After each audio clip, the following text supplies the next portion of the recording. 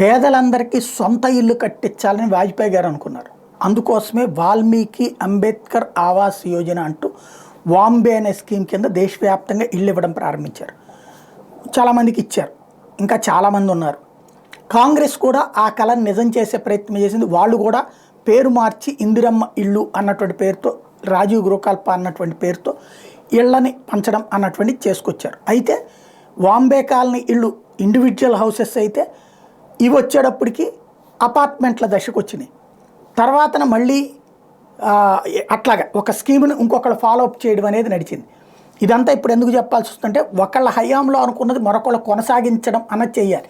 కానీ అదే చంద్రబాబు నాయుడు అధికారంలోకి వచ్చాక ఇందిరమ్మ ఇళ్ళు, రాజీవ్ గృహకల్ప ఇళ్ల నిర్మాణాన్ని ఆపేశారు.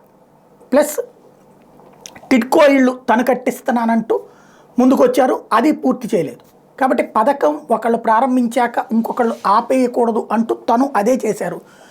ఇప్పుడు జగన్మోహన్ రెడ్డి మాత్రం నాటి చంద్రబాబు నాయుడు ప్రభుత్వ హయాంలో అనుకున్నటువంటి ఒక పథకాన్ని ఆచరణలో పెట్టారు. అది అప్పట్లో కామినేని శ్రీనివాస్ ఒక ప్రకటన చేశారు. త్వరలో గ్రామాల్లో సింగిల్ డాక్టర్ క్లినిక్లు ఏర్పాటు చేస్తామని ప్రకటించారు. వాస్తవంగా గ్రామీణ ప్రాంతాల్లో ప్రజలకి ఎంబీబీఎస్లు దొరకాలంటే ఎంబీబీఎస్ హాస్పిటల్ దగ్గరికి పోవాలంటే డబ్బులు ఎక్కువ పెట్టుకోవాలి. లేదా చిన్న చిన్న క్లినిక్లు ఎంబీబీఎస్లు పెడితే అది ఆనదు వాళ్ళకి.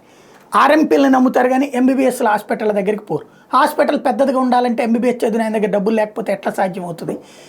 దాంతో ఎంబీబీఎస్లతో అంటే ఆర్ఎంపీల మీద డిపెండెన్సీ కాకుండా, మెడికల్ షాపుల మీద డిపెండెన్సీ కాకుండా ఆసుపత్రులు పెట్టించాలన్నటువంటి నిర్ణయం మంచి నిర్ణయం. కానీ అమలు చేశారా? ఒకటి చేయలే. ఇప్పుడు విలేజ్ క్లినిక్స్, వార్డు క్లినిక్స్ అంటే ఏంటవి? అవే. కాకపోతే ఆ పథకం ఆనాడు కామినేని చెప్పింది, బీజేపీ మంత్రి కాబట్టి తెలుసు. కాబట్టి ఆ తర్వాత ఆచరణలో తీసుకొచ్చి జగన్మోహన్ రెడ్డి అదే ఆయుష్మాన్ భారత్ కింద వచ్చే నిధులతోనే ఇప్పుడు కట్టించినటువంటిది ఆయా క్లినిక్స్.